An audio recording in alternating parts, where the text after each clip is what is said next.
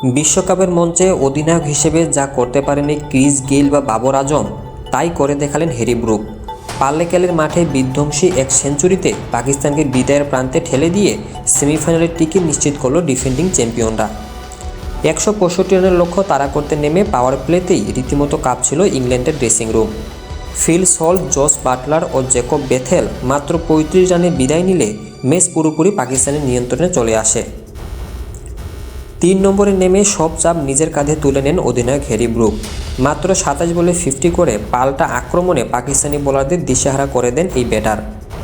পাল্লেকেলেতে মঙ্গলবার রাতে লেখা হলো এক নতুন ইতিহাস, যা টি-20 বিশ্বকাপের 18 বছরের পথচলায় আগে কেউ দেখেনি। 50 বলে সেঞ্চুরি পূর্ণ করে ব্রুক হলেন বিশ্বকাপের ইতিহাসে প্রথম অধিনায়ক যিনি 3 অঙ্কের ম্যাজিক ফিগার স্পর্শ করলেন। এই ইনিংসটি বিশ্বকাপের ইতিহাসে দ্বিতীয় দ্রুততম সেঞ্চুরি হিসেবে জায়গা করে নিয়েছে। এর আগে 2016 সালে ওয়েস্ট ইন্ডিজের ক্রিস গেইল 47 বলে সেঞ্চুরি করে এই তালিকায় শীর্ষে ছিলেন। ব্রুকের সেঞ্চুরি ছাড়া ইংল্যান্ডের আর কোনো ব্যাটার বড় রান না পেলেও 5 বল বাকি থাকতেই জয় নিশ্চিত করে ইংলিশরা। এই জয়ের ফলে টানা 5 বার টি-20 বিশ্বকাপের সেমিফাইনালে ওঠার অনন্য এক রেকর্ড গড়ল ইংল্যান্ড। অন্যদিকে বল হাতে শাহিন আফ্রিদি 30 রানে 4 উইকেট নিয়ে লড়াই জমিয়ে তুলেছিলেন। আন্তর্জাতিক টি-20তে দীর্ঘ 40 ম্যাচ পর 4 উইকেটের দেখা পেলেও দলকে জেতাতে ব্যর্থ হলেন এই বাঁহাতি পেসার। প্রথমে ব্যাট করতে নেমে সাহিবজাদা ফারহানের 45 বলে 63 রানে ইনিংসে ভর করে 164 রানের লড়াকু পুঁজি পায় পাকিস্তান।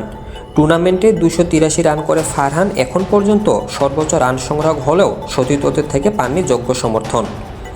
সুপার 8-এর 2 ম্যাচে 1 হার ও 1 ম্যাচ পরিত্যক্ত হওয়ায় এখন খাদের কিনারে পাকিস্তান। শেষ ম্যাচে বড় জয়ের পাশাপাশি তাদের এখন তাকিয়ে থাকতে হবে অন্য দলগুলোর জয় পরাজয়ের সমীকরণের দিকে।